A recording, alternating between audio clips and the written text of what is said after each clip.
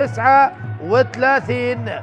وبالتالي الآن فريق كربلاء هو من يبحث عن التعديل، هو يبحث عن التعديل. هنا التصويب، جول جول جول جول جول.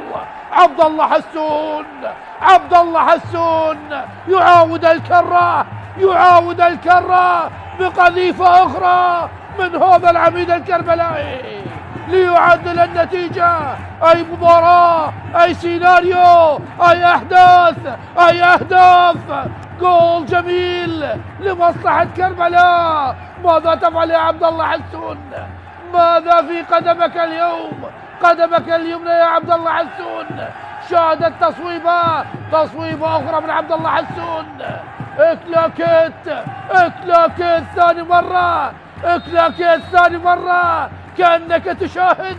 كأنك تشاهد إعادة للهدف الأول، لكن لا يا عزيز المشاهد، لا يا عزيز المشاهد، هذا هدف ثاني بنسخة كربونية من عبد الله حسون.